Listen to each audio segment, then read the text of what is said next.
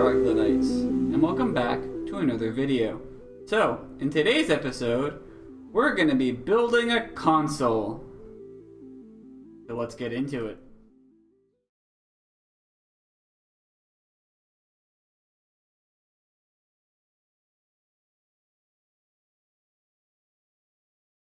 Alrighty then, so we shall start off, I suppose, with the power supply I'm going to use.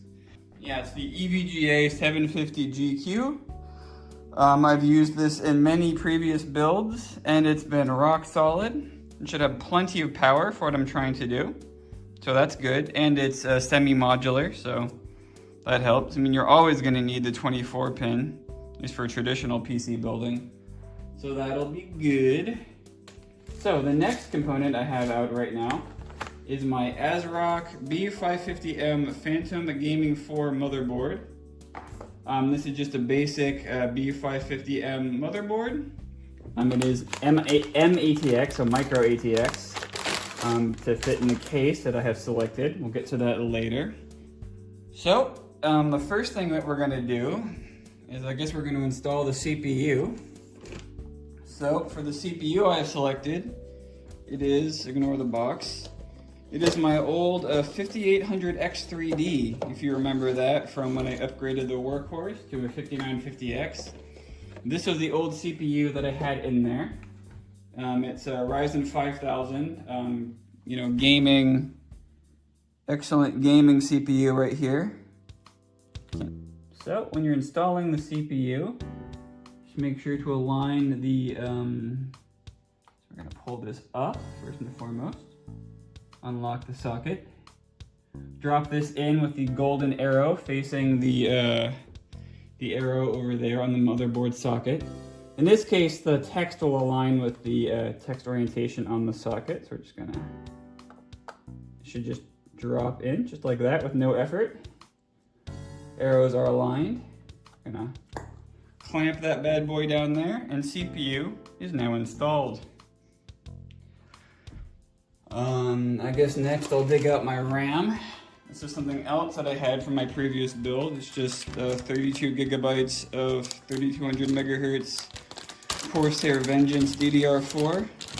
So RAM is RAM. Okay, so it's these two slots then. Okay. Makes sense. Sometimes you just have to make sure that you're putting it in the right slots, because otherwise the motherboard can be like expecting something else. Let's go this way. Definitely not. Okay, I don't know if my head's gonna be in the way for most of this, but whatever. Okay, RAM going in. Second RAM also going in. Okay, so that's the RAM installed. I guess the next things, let me just kind of put some of this off to the side here that we don't need anymore. All right, so next up, I guess I'll just whack the SSDs in. Well, it's easy. So which one should I put where? So for SSDs, I know they both have this Be Quiet cooler on them, but this one is a 2 terabyte SSD. It's just an NVMe drive.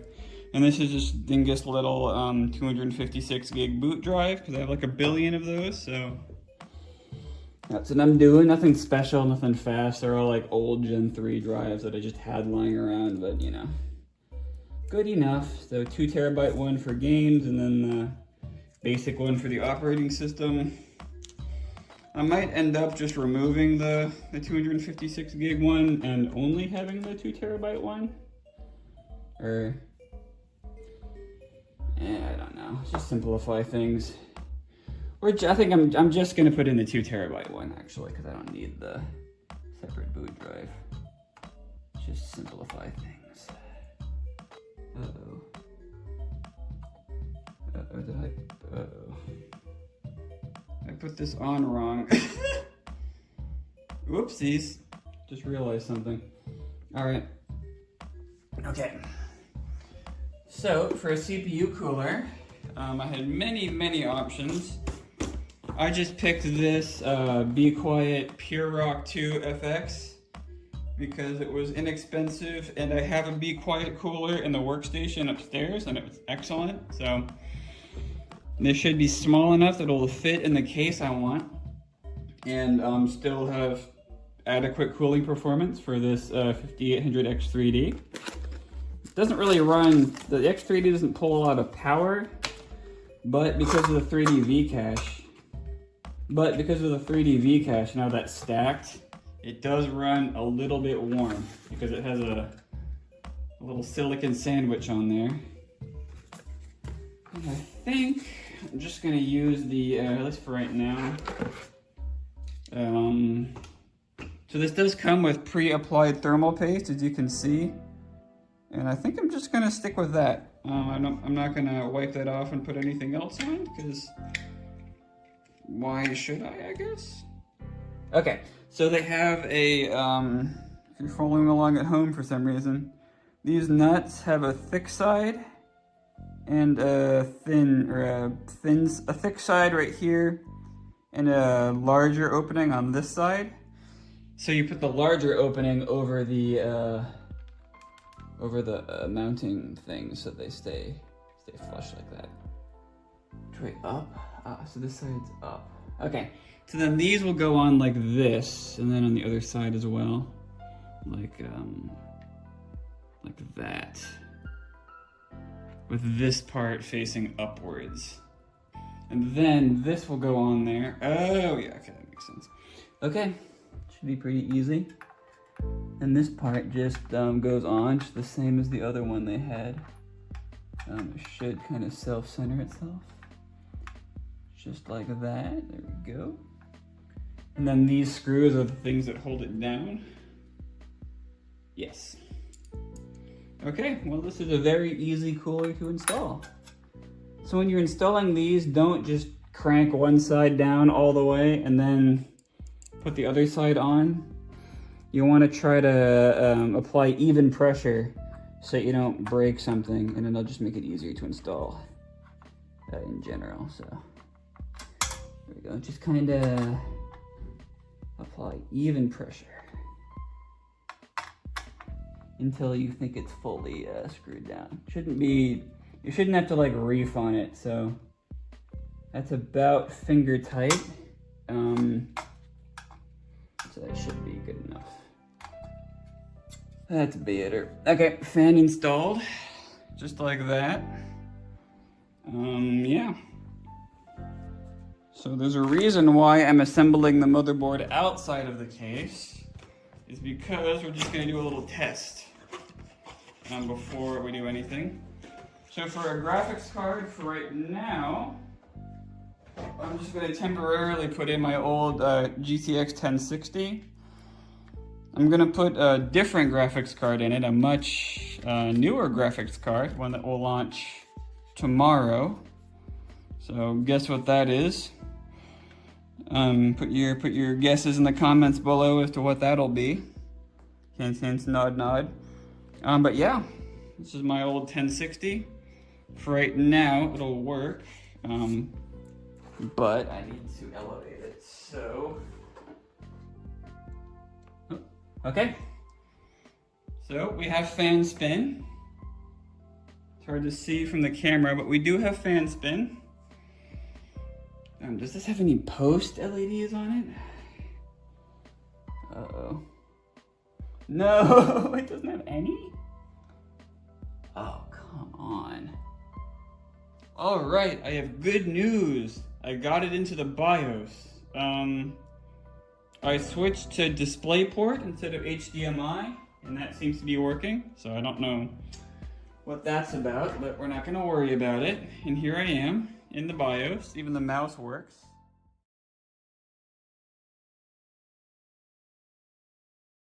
So for the star of the show, for the chassis, I have the Lee A3 M-ATX. This is a collaboration between, I think, Lee and Dan Case. It's a somewhat small form factor chassis that will be perfect. I have it the wrong way around. That's fine. That will be perfect for what I wanted to do with it, because it's white, so it'll blend in with my cabinets. And there's no transparent fully transparent side panel, so hopefully having pretty much all black components won't really matter. Look, trying to find color matched hardware that's cheap is impossible, so we're not worrying about that. We'll figure out the fan configuration in a minute, but let's start with the assembly. So, for assembling it, they recommend you take off all the panels, which sure, sounds like a good idea to me. It's captive. Hopefully they're effectively captive. So, let me just start taking off all of these here panels. How does this one come off? I didn't screw these, and it just should slide back and get my little fingers. Lian Lee, help me. Help me, Lian Lee. It says it should just slide. I guess this must come fully out then. Okay. And then this should just come out and up. There we go. Okay. It was a little bit awkward, but we got it off. Luckily, the side panels that you'll actually be taking off on all the time just pop off just like that. They just clip in on the top and then slide out. So now they say to put it down like this in this orientation.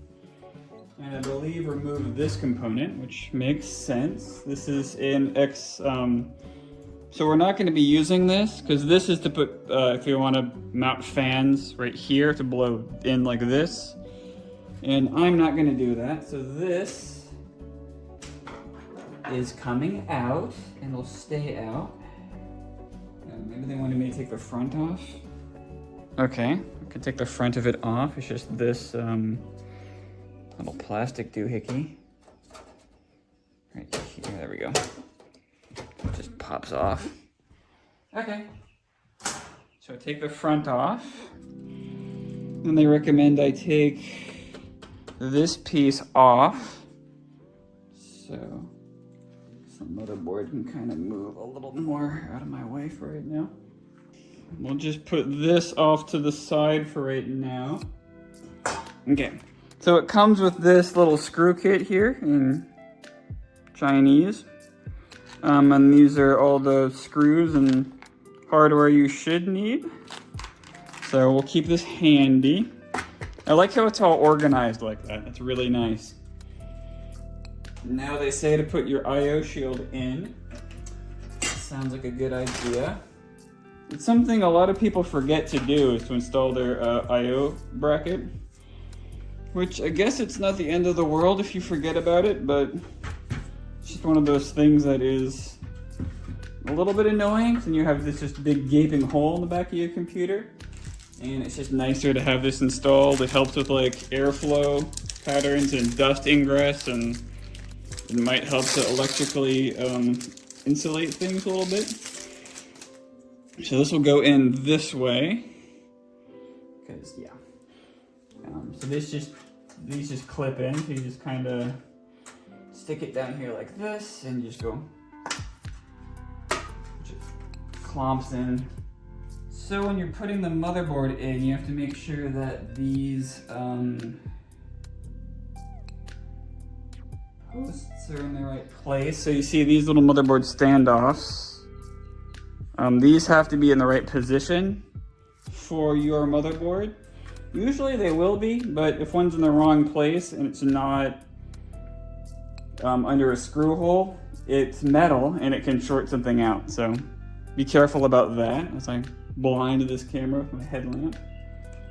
So let me just make sure these are on the right place. Let me just move these I/O out of the way for a moment. Yeah, that's fine.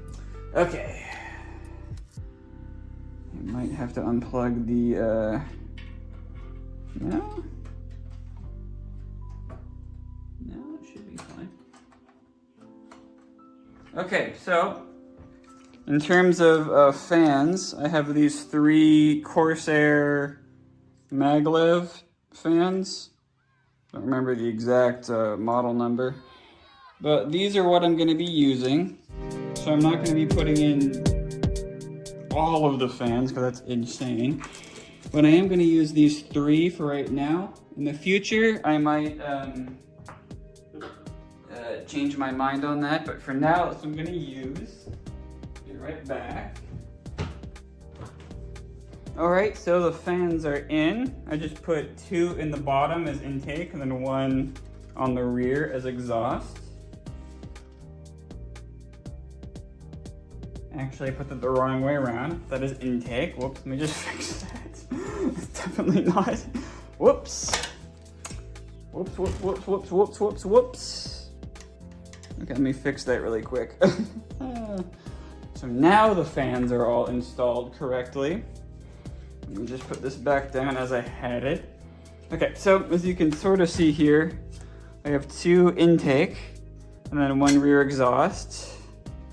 It's probably a good configuration. I know we'll double check with Gamers Nexus later, but for right now, that's how I'm gonna do it. Looks like next is you put the power supply in. So it looks like make sure that your power supply is on before you install it, because I don't know how accessible that is going to be later. So it kind of looks like camera angles, my eternal nemesis. Okay. So, I don't know if it's focused on that area specifically, but it looks like, so this bracket goes on like this, so that, you know, these holes line up with the holes on the mounting holes on the power supply. Because the power cable is routed in the top of the chassis, let me just, so as you might be able to see, this is the power extension cable. It just kind of routes from the front to the back of the computer. And so that's why so that's why I think this is gonna go in this way, so that the computer end sticks down this side, and then the power end comes on the top, the input end. It will go this way around, otherwise the fan will be against a solid panel right here, so it's not helpful. So I think the next step is where you put your 2.5-inch drives in, but I'm not doing that, so I'm just gonna skip to putting the power supply in directly. I guess this will also act as an exhaust fan if it ever actually triggers the fan, I guess. Okay, so I've done my best at trying to cable manage this thing. So it's kind of awkward in this chassis because there's no real way to route things behind the motherboard tray, which you would typically do. So maybe that's just how small form factor stuff is. So for things like, you know, the 24 pin and this USB cable and the GPU power and stuff, you kind of can't really do a whole lot about that. At least for like fan cables and stuff, you can pretty easily delete those. They have plenty of space to just whack them in. So yeah, so let's just do one last test and see if this thing will still work.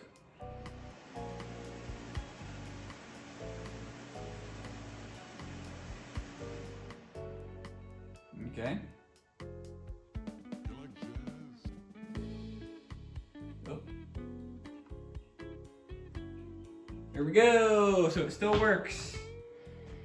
All right. So yeah. Here it is running with those blue fans and stuff. Looks pretty neat. Again, my cable management isn't perfect, but it's the best I can do. Okay. And now that we're in here, we can do a couple of other fun little things. So, at this point, as you know everything's working, you should go to your tab over here and select your XMP profile for your RAM, because out of the box, so if I just set this back to auto, for instance, this would be, So originally out of the box it was like this, that would have been different. So it'd been like, oh, your DRAM frequency is, you know, at DDR4 2666 at its base clock. And what you would want to do is go to your load XMP setting, or DOCP if it's AMD. Select the profile, click that, and then it will automatically set the correct speed and voltage and timings and stuff. So you can go in here and kind of mess with your fan settings, try to get it how you want it. Alright, so that was, you know, the process of building the console. You know, putting it all together, installing all the parts, all that kind of good stuff. In the next episode, we'll talk about the usage experience. So what is it like using the operating system I put on there? What is it like playing games on it? How well does it run with the graphics card that I ended up going with? And all that kind of fun stuff and more, maybe. So, yeah, that's about it. Bye!